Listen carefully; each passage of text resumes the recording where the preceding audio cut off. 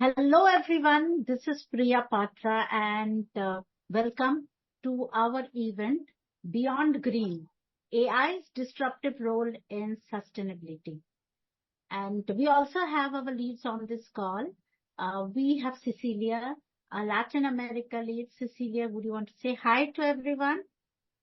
Hello, hi, good morning, good afternoon, good evening from everywhere you are. And I'm very, very glad to have a new event of Women Power Up and with this wonderful panel. Thank you, Priya.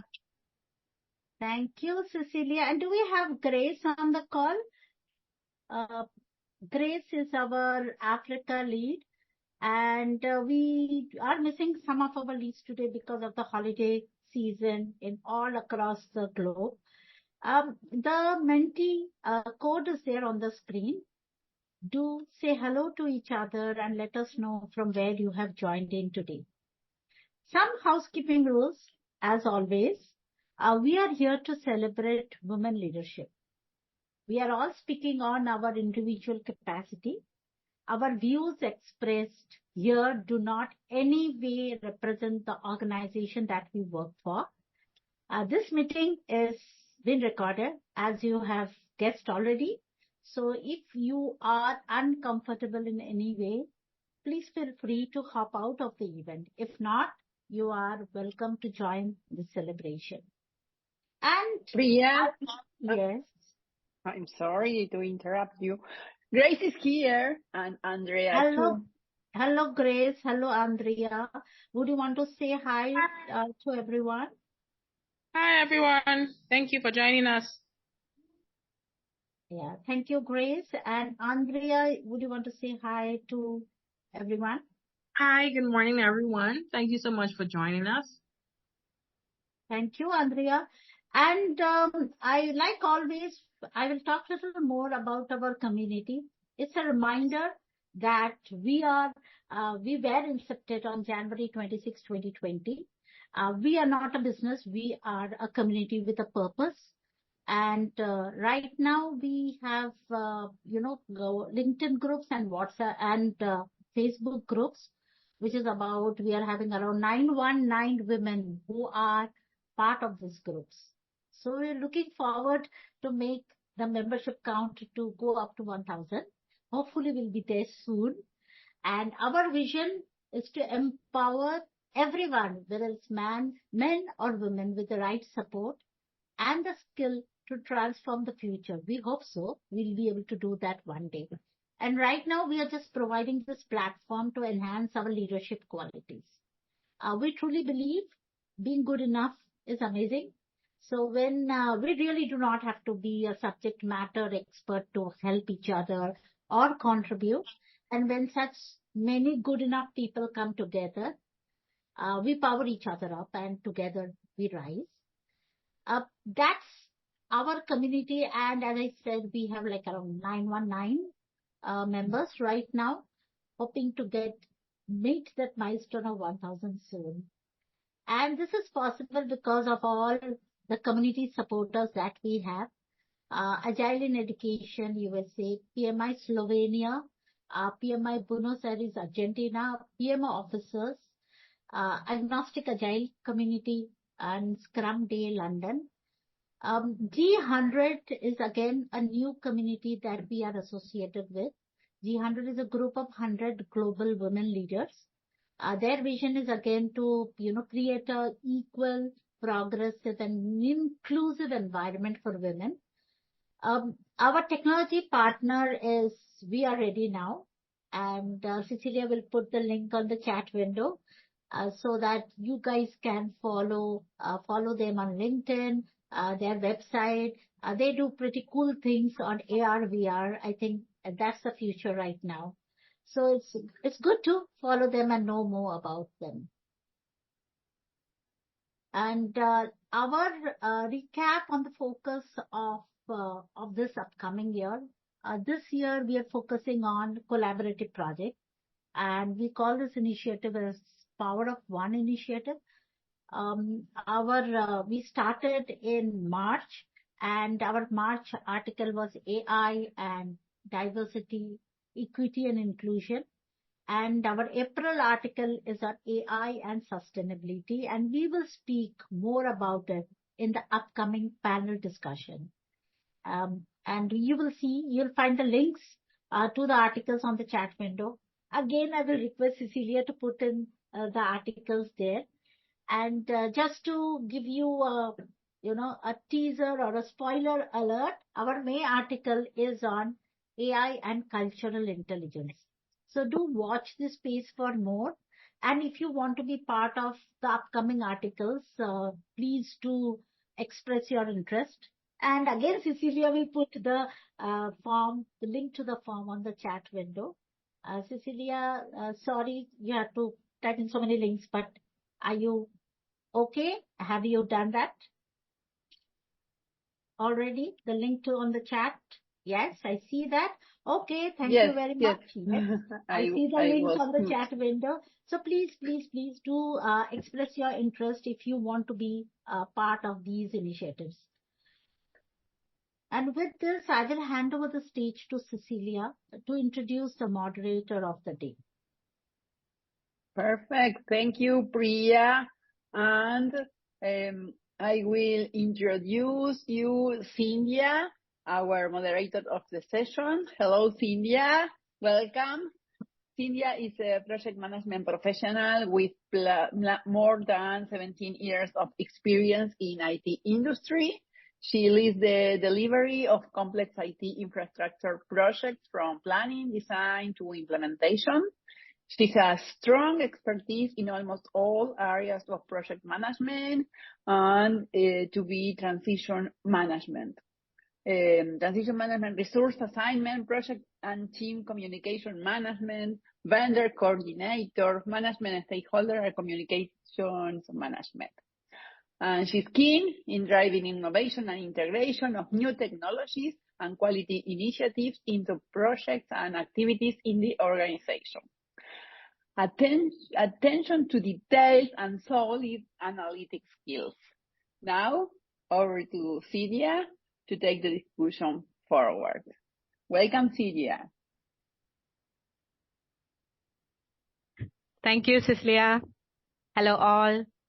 It's my privilege to take up the role of a moderator today. I would like to welcome you all to this panel discussion on the topic Beyond Green, AI's disruptive role in sustainability. We all know that AI empowers both sustainable business practices and reporting on the impact of these initiatives.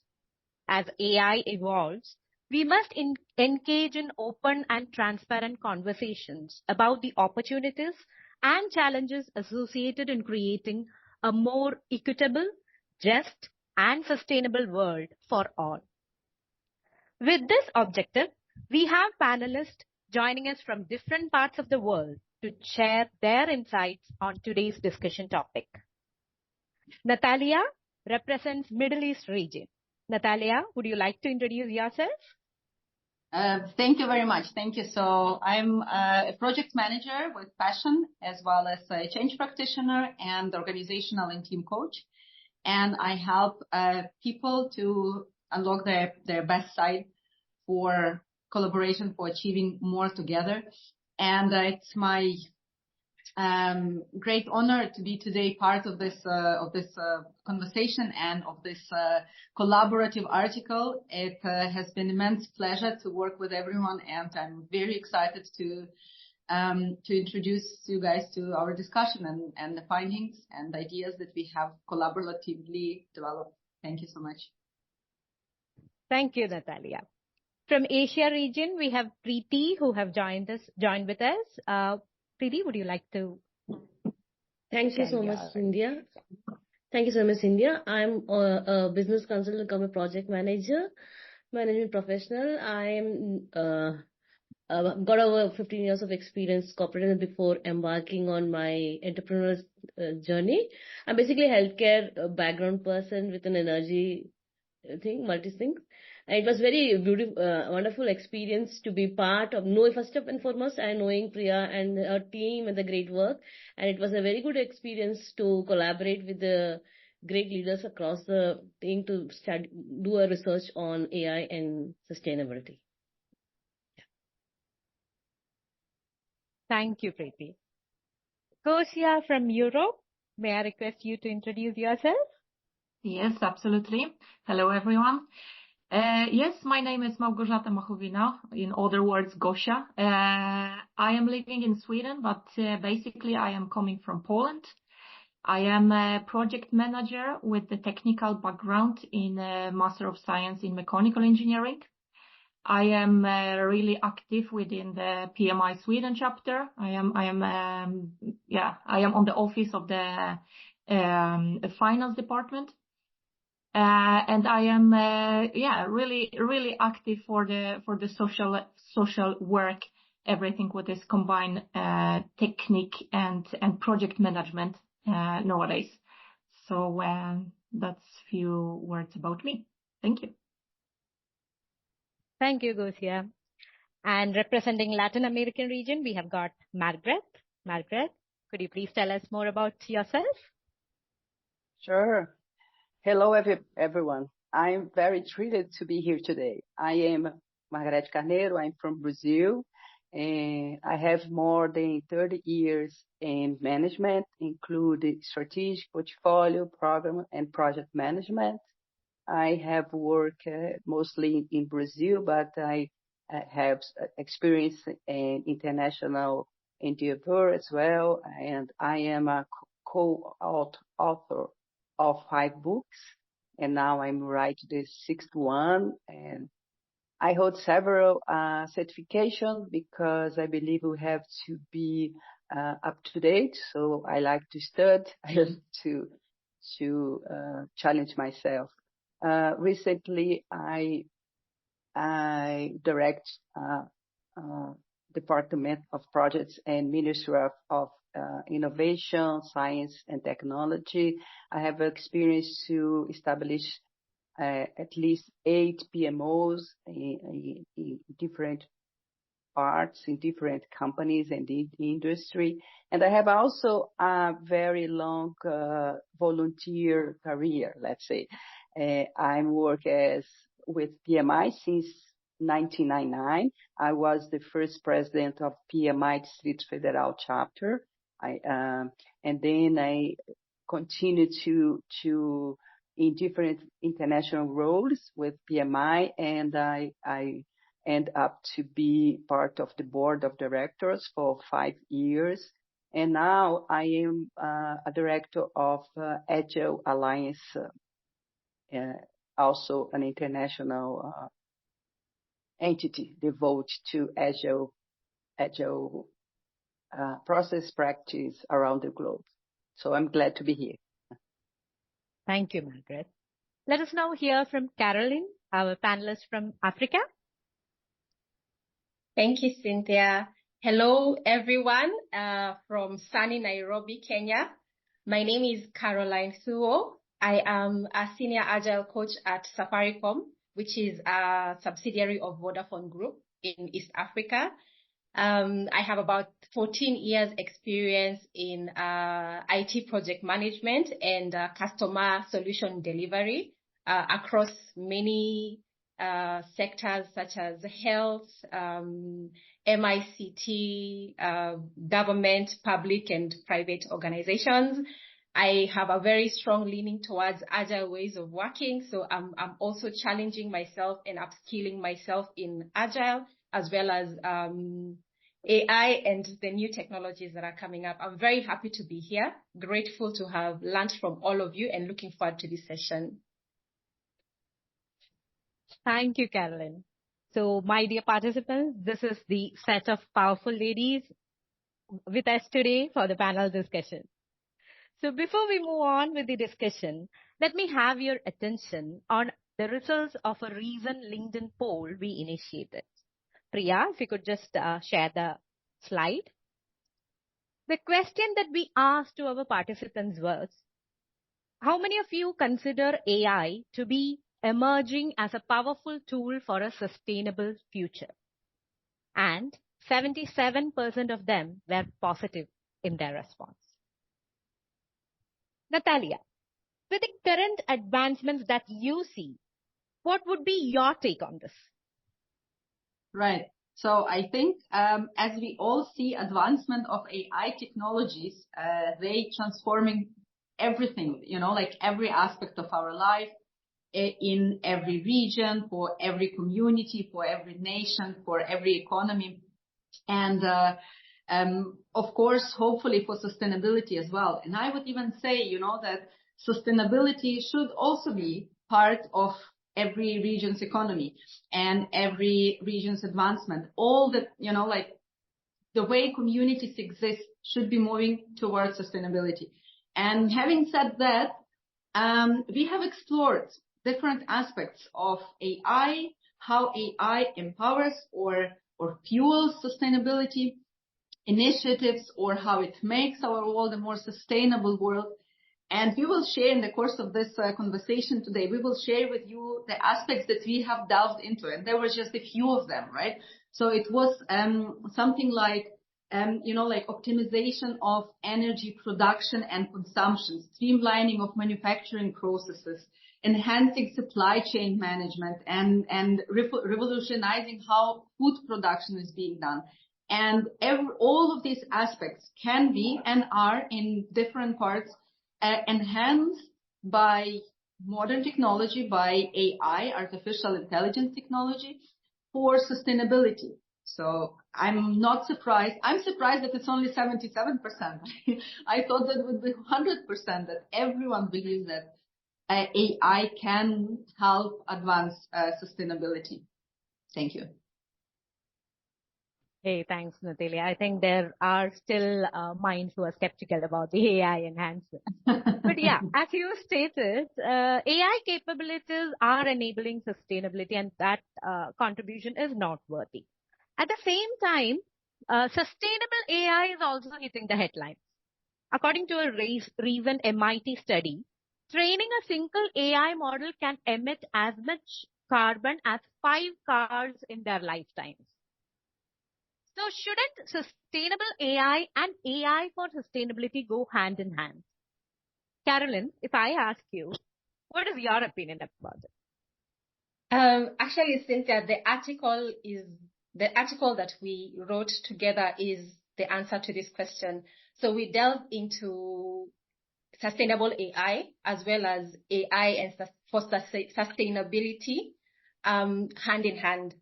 So different continents, if you look at the article I'm referencing, different continents and areas of the world are leveraging digitization and accelerating this technological development to elevate sustainability. If you look at the Middle East, for instance, you will see that they have made a sizable investment in terms of even funding and time, looking into how much AI is taking, how much energy is consumed by AI. So you look at that and you see that people are actually starting to look at sustainability for AI and sustainability for AI and sustainable AI. When you look across the other regions, for instance, in Africa, people are now starting to look at how AI feeds into sustainable agriculture, as well as in Europe, where they are actually looking at AI and energy in terms of renewable energy. So you see a cross section of sustainability in AI and AI for sustainability across the globe. Hey, thanks, Carol. I'll probably pick Middle East from that. Since you have mentioned about the Middle East investments, probably my question, I'll go back to Natalia.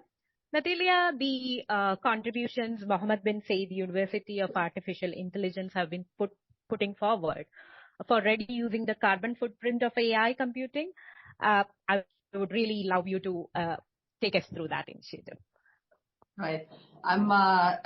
It's interesting to see that he starts, with some of the critical points. Where is AI not contributing to sustainability? And, of course, especially when we are looking at sustainability in the Middle East region, sustainability here is done in a different way than in other parts of the world, because it's done through technology, through advancement in science, through implementation of, like whatever the newest things that you can find around the world. If we to drive sustainability in the Middle East region, then through technology and through innovation and not by restraining consumptions, right? So that's why Mohammed bin Zayed University for Artificial Intelligence was also called to life to create a high-level research center to utilize technology, AI technologies in a better way. And one of their projects is that we have mentioned in the article is called AI operating system. And AI operating system is concerned with the fact to make AI more sustainable. I give you some examples. So if you think of how all these models, AI, operate, right? So there's a huge amount of data, there's a huge amount of technology, there's a huge amount of data centers that process this technology. Just for example, if you, like ChatGPT, and the more powerful the model is, the more computationally advanced it is, the more computational power it takes. And just to give you an order of magnitude, ChatGPT-2, the one that appeared in 2019, had about, anyone wants to take a guess how many parameters? Put in the chat if you guys want to take a guess. So in year 2019, ChatGPT-2 had 1.5 billion parameters for calculating, for learning, and for calculating, for applying that technology to what we see generative AI. Then appeared ChatGPT-3, and ChatGPT-3 was 100 times more powerful than ChatGPT-2, and it had around 175 billion parameters. Okay.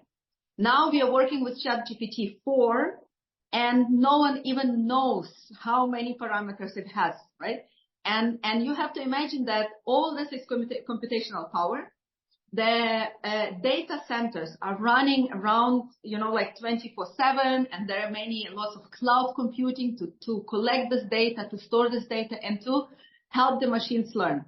So this project AI, and nowadays the carbon footprint of all this computational power lays around 2.5 to 3.5% of CO2 global emissions coming from AI.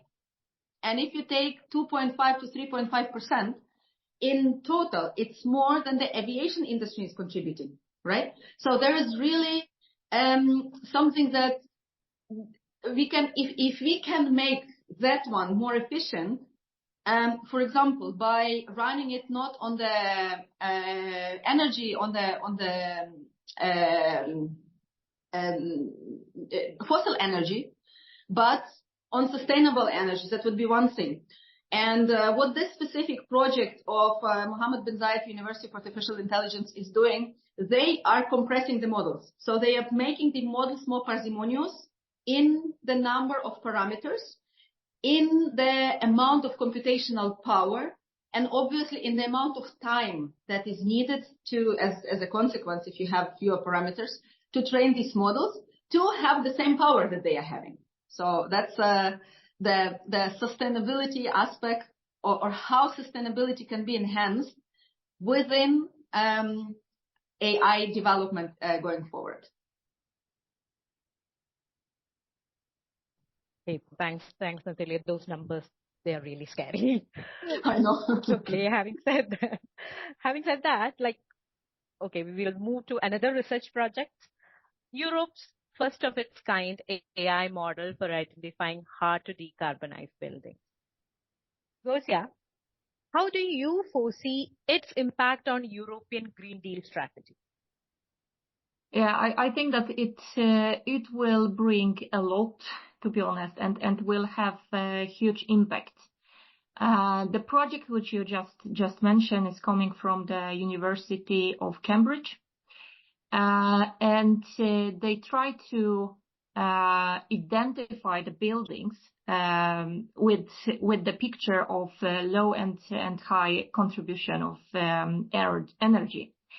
It's using also the satellite pictures of the streets and so on. So it's coming as a combination of few systems, few programs going together to identify the buildings which need to take care of in the right prioritization.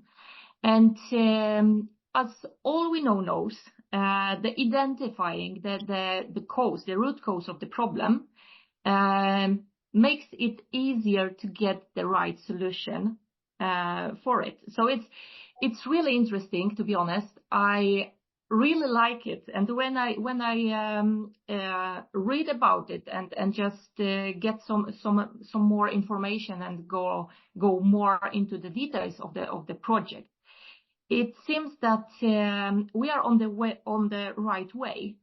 In Europe, we have plenty of different programs supporting by governments from different countries, just to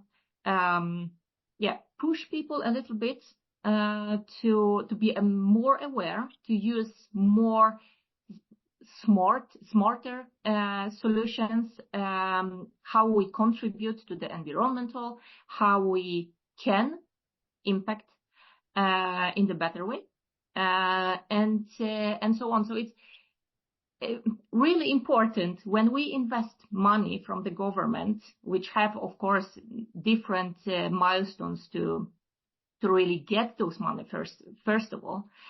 It's super important to identify the areas which we need to take care of the first, and that's something what I personally think that it's super interesting. It's connecting different solutions, different ideas, make the topic more open, and try to lift the topic to think outside the box. No one saying anymore that it's impossible. It's sky is the limit, almost like this, and that's super important. And I am really believing in such projects coming from the universities with the really hard support from the theoretical point of view, and going to the real life. So it's contributing both parts, not only the theoretical, but it's going into the real life. And you can see the effect really quick. And that's something what also I think people need to be more aware and to act correctly on the topic. So I think that absolutely it will have a really good impact on the green strategy of Europe, and maybe in the world. I will not limit it to the Europe only. So yeah, I think that it's a good direction, at least. Many things to do, and many things need to be improved, but we are on it. Thank you. Got it, Gosia. And I think the effect of AI is not limited to, as you said, not limited to Europe, not limited to continents, and not limited to sector also. It just goes on. Like for Asian countries, I think the AI-based analytical tools are used in the energy sector for improving energy efficiency. So my next question, I would like to put it across to Preeti. Preeti, with the technology advancements, where would you position the renewable energy sector in another 5 years from now? Thank you. See, from the Asia, AI in the renewable, by leveraging AI technologies, we are into 3 segments, like renewable energies with respect to solar and wind farms, second into energy management and energy efficiency. So Asia is in a renewable energy production mode, and researchers are one of the examples is like we're using machine learning algorithm to forecast the power output of the wind turbines. and by studying the characteristics of the turbines and these things. So we are able to improve the production of the renewable energy by accuracy of 97%. Then companies like QI and here, they're using AI model algorithms to analyze as part of their building management system and control systems. These are using analyze the data sensors in their building management systems. And we have smart lighting systems based on the positioning and the motion sensors where to reduce it. And from the power grid point of it, the energy management, if you might be aware about NVIDIA, they are incorporating machine learning to bring in smart chips which are used for smart efficiency meters as well as the power grid for consumption. These are few things that, so down the lane we can see that using these systems efficiency, like in India we have projected that we will be having by 2030 we will be having around 60%, that is 450 watts of energy generated from our solar and wind farms. So that is what the projection is all about. It's interesting, Preeti. I think equally important or interesting would be the agriculture industry also, right? Latin America seems to be using AI's potential in improving the decision making for fairs. I think we have Margaret who can speak more about it. Sure. Well, AI is being used in several industries, of course, but I'd like to to talk about the agriculture sector because Latin America has a rich biodiversity and ecosystems, and agriculture is crucial to our economy here. So this sector is very important, not just to provide food for our people, but also to export food for the whole world. So it's very important here. And we have countries like Argentina, Brazil, Paraguay, Chile, Peru, and Mexico, and others are significant contributors with this food chain around the world, right? And it's a substantial part of our GDP as well. In general, AA is providing informational to improve decision making in agriculture, for example. And we have several examples of projects that we wrote in our article. I say some from Argentina, and they have several projects like S4, Quilimo, AgroFi, Ceres Imaging, and GeoAgro. And all of them, they use real-time insights of crop health, improving decision-making for fairs, optimize water uses, field scouting apps, and others. In Brazil, we have, for example, a startup that is promoted by FAPESP. FAPESP is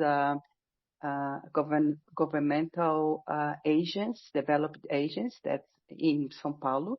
And this startup, they have some drone process that is very used in agriculture sector. And they have aerial imagery using artificial intelligence tools to provide agronomists and farmers with flow of data and information to support strategic decisions. So reducing agrochemical use and enhance productivity. So those examples are very important, not because they are making more increase the productivity, but also they are reducing the environment problems and issues. So I think they are very important projects, right? In order to make more sustainable, not just economical sustainable, but also environment sustainable. So sustainability in several aspects. Got it, Margaret. So environmental as well as economic sustainability. That's what we have from Latin America. So talking about agriculture industry, I think we should also discuss about African countries where they are getting into associations with tech firms to explore the possibilities of AI. So Carolyn, my question to you would be, on a personal front, which would be one initiative that you consider is going to revolutionize the agriculture practices globally? Thank you for that question. I think it would have to be an innovation around smallholder farmers in Africa. This is because 70% of our food in Africa actually comes from these smallholder farmers, and they have a lot of challenges because they are not as big as the big corp. So the challenge with climate change has hit them in such a way that they are no longer able to predict the weather. They don't know how long the rainy season is going to come for, or if it will even come. And sometimes they can't.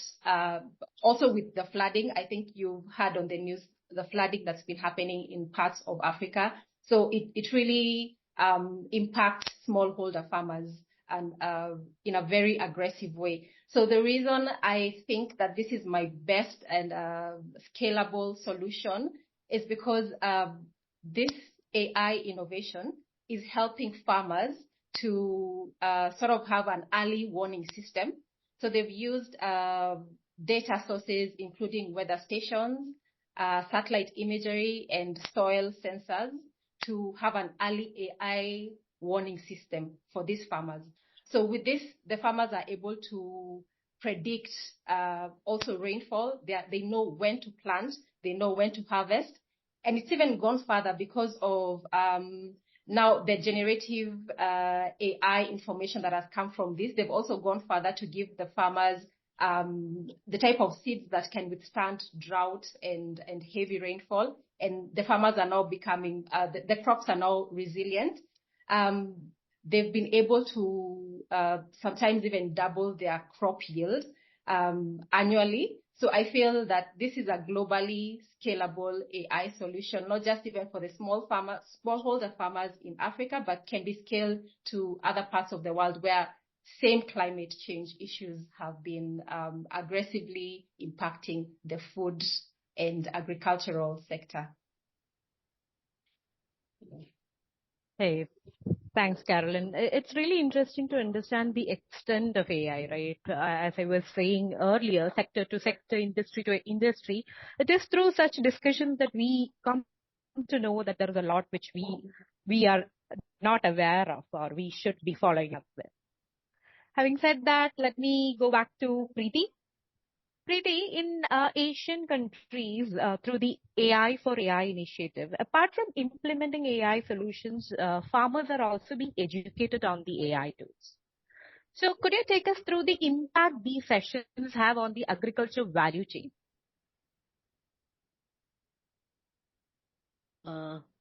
Okay, one is, as we are aware of the World Economic Forum's initiative of AI for AI, that is artificial intelligence for agriculture innovation. This is an initiative designed with private partnership to scale the digitization of the agriculture framework. So currently in India, in Andhra Pradesh government, around 2020, the government had declared make agriculture sector and AI. So they have a sandbox for that. So in collaboration with government of Telangana, in collaboration for C4 Industrial Revolution, World Economic Forum, and they had and the Academia and University of Agriculture, they had Melinda Gates Foundation, they had initiated the Sagu Bagu project in 2021, focusing on transforming the agricultural value chain. And as part of this was a phase 1 of the initiative, over 7 lakh and they have identified the crops and over 7,000 chili farmers were able to gain gain insights and using this advisory service. They were able to bring their profit by 21%, reduce the pesticide use by 8 projects. This project was implemented in May 2020 over a period of 2023. And as part of this thing, the 4 objectives, what was it? Intelligent crop planning, then the smart farming, smart farming, farm gate, like the buyers, farmers to the sellers market, they get the good product. And then using data-driven agriculture, they had identified over 33 use cases over these things, and using the agri startups, this project was launched into it. And the phase 2 of the project, they are planning to bring in out around over 1 lakh of farmers over 10 districts who will be gaining it.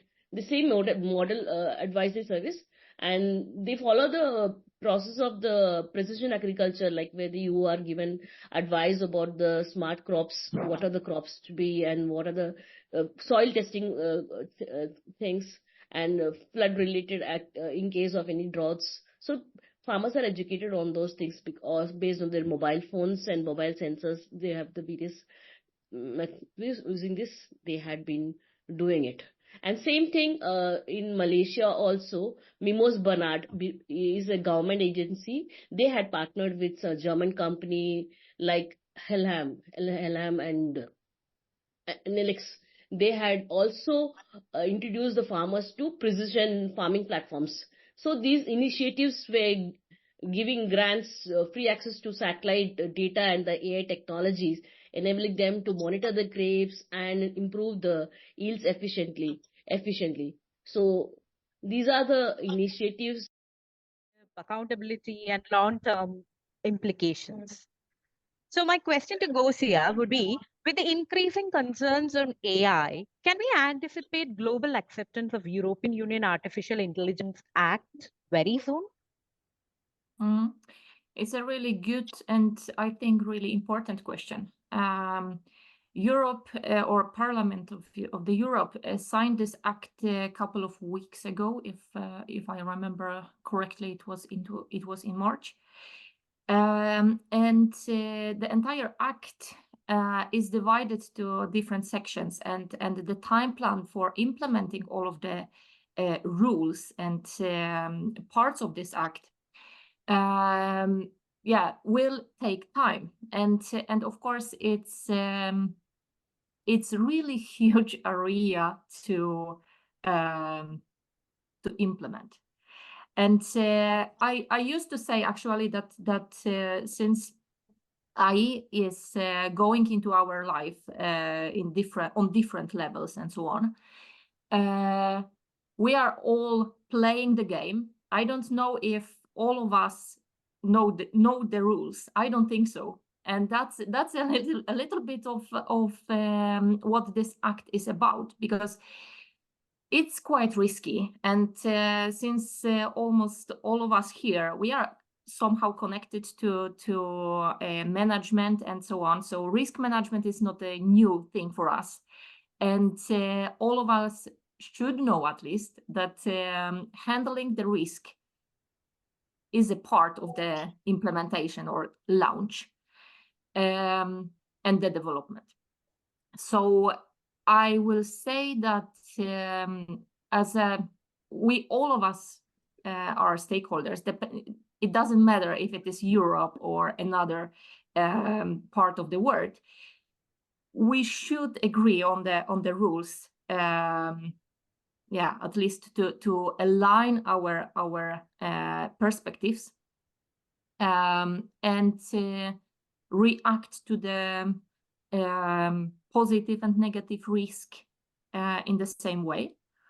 I believe, though, that such an implementation of the act will not be easy. And as I mentioned, some of part will be easier than another to implement and will take completely different times. And even in Europe, it's specified to few levels of the risk, and they will have the 24 or 9 or even 36 months to implement after the act was signed. So as you see, it's even a couple of years. So it's and we will not stay on the same place as we are today. So it will make this even more complicated. So I don't know if it will be really soon. It depends also how we define the soon in that perspective. I will say that it will take some time, but how long time, let's see. It depends what kind of part of the act we want to implement. My personal opinion is that we should at least define the baselines. We should define the limitations and work actively all together to make it better and to make it completely aware, not only for those who are working from the scientist perspective, but for the regular, normal users. So everyone can be a part of it. So that's at least my point of view of that. Thanks, Gosia. We will also wait to see like how it evolves, how quickly the act gets globalized, probably. Yeah, Having exactly. said that, go ahead, Yes. Gosia.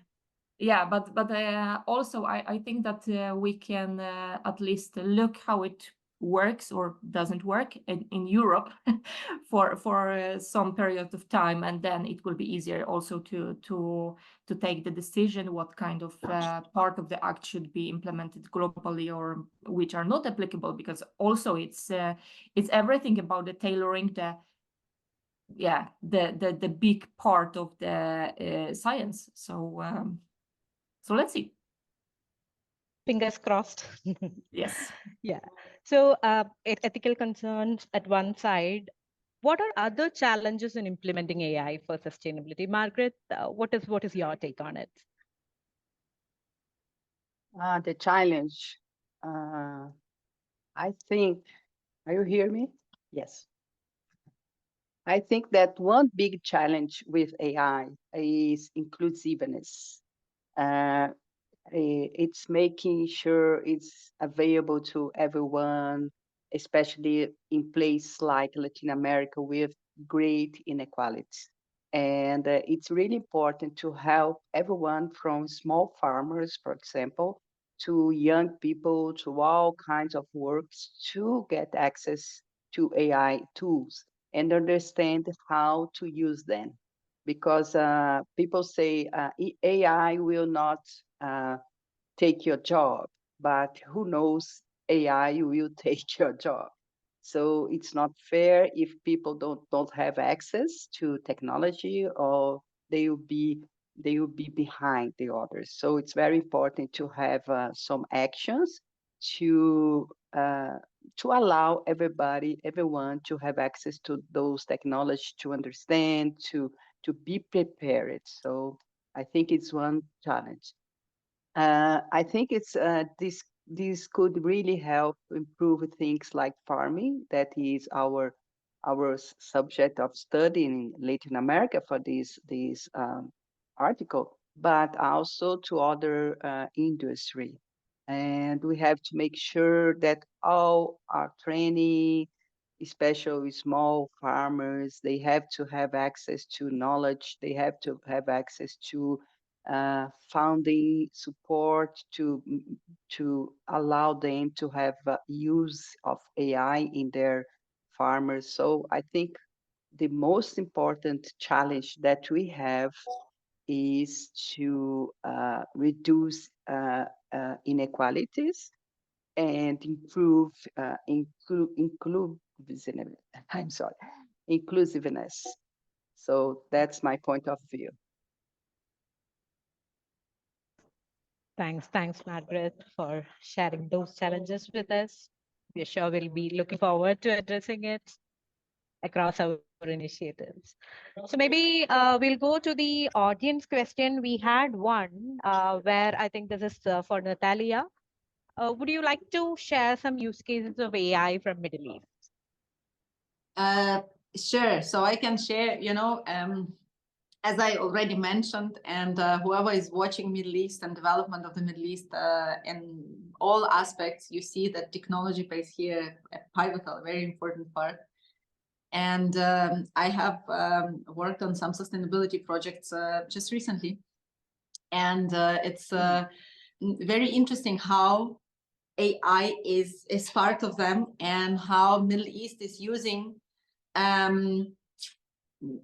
advancing sustainability through technology, right? So you have a lot of technology like smart buildings, right? That's for the efficient use of energy in the building. And many of the buildings that are being developed right now, they're using the latest standard of energy efficiencies in buildings by creating the building management systems that allow you to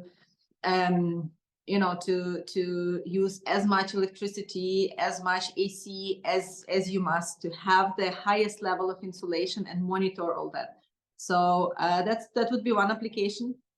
AI is attracting all the technology and funding many projects, and that also advantage of in the Middle East. It's in fact it's easier to direct funds or to have directed funds to sustainability projects that are directed from the government, because there's less of this need to agree and discuss because governments want to be re-elected next year. So here it's not a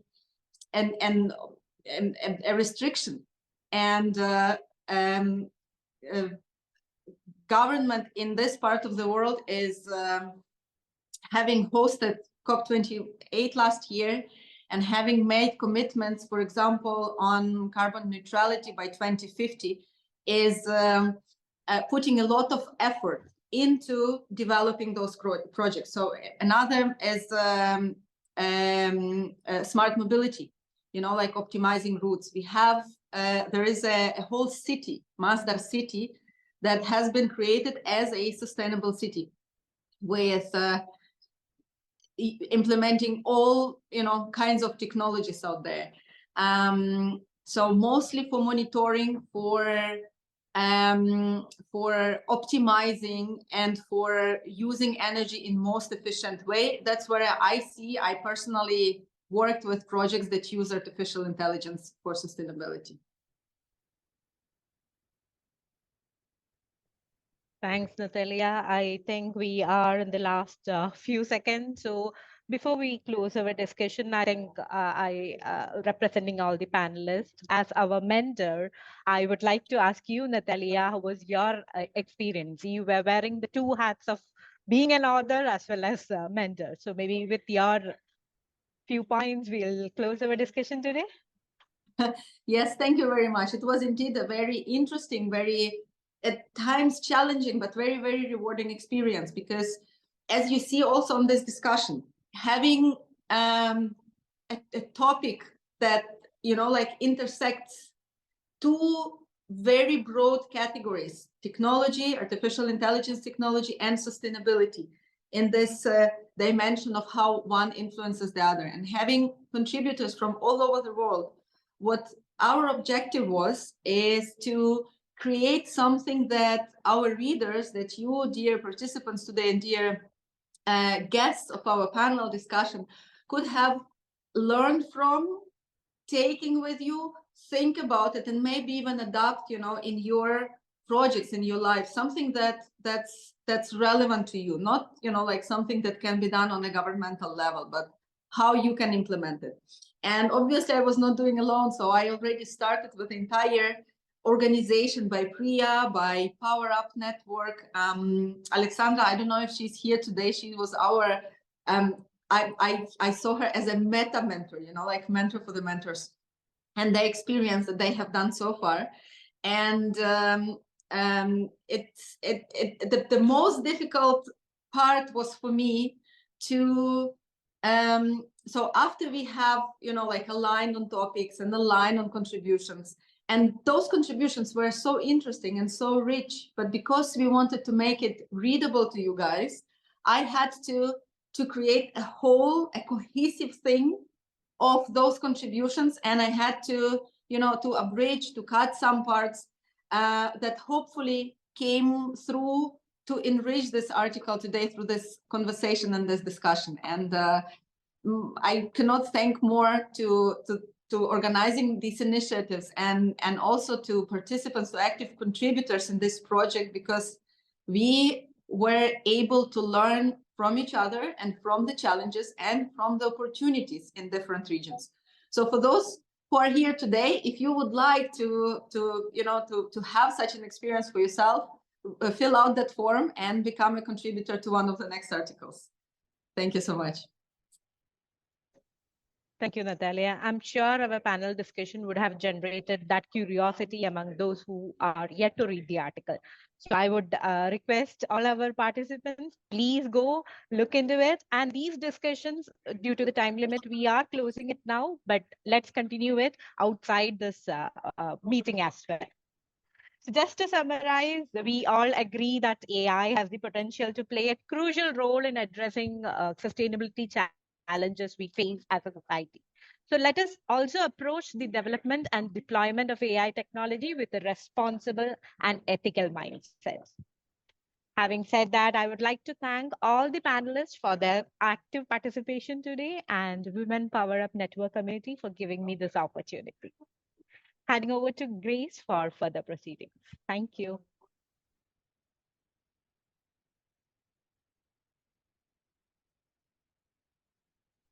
Grace. Thank you. Yeah. Go ahead. Oh, such great and insightful session. Thank you to all the panelists. Thank you for really sharing your time with us and increasing our knowledge around AI and sustainability. And it's the pleasure of Women Power Up Network and everyone around the world that will be benefiting from your article to present. As we present the certificates to you, Margaret Fabio S. Canero, we thank you for your time, your knowledge sharing. Thank you so much.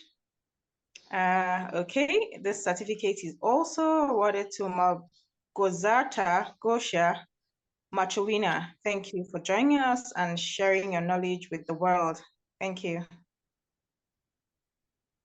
Next is Pragiti Lakshmanan. Yes, my apologies if I have in any way mispronounced your name. Thank you so much for your time, for really sharing this insightful moment with us. We really appreciate it. Thank you. Next, please. Thank you. Caroline, thank you so much for agreeing to be part of the panel. Thank you for sharing your knowledge with us. It's our honor to award this certificate to you. Thank you so much. And next is to Natalia Weldemeyer. Yes, thank you so much. I see all the work you've done with the team and the time you've dedicated and your knowledge sharing. Thank you so much. It's an honor to award this to you. Thank you. And Sithya Sudhindran, thank you so much for being part of the panel. Thank you for sharing your knowledge with us. The world is better for it. Thank you to these power women. Is there anyone else? This is the last, right? Okay, thank you so much. Thank you so much. We appreciate your time, your effort, and we hope to see you more around. Thank you. You've really brightened our day with your beautiful faces. Hooray to you, power women. Thank you. Thank you, Grace. And with this, we wrap up our April event. Do watch our social media handles for the next event that would be in May. And this time we'll talk about, again, AI and emotional intelligence. Till then, let us know what you think. Watch our social media handles for more. And don't go away. Just wait for a moment. We would take a group picture before we sign off. So are we ready for the group picture?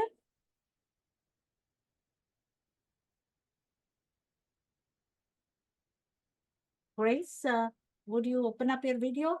Everyone, stop the recording, Cecilia, if you're still there.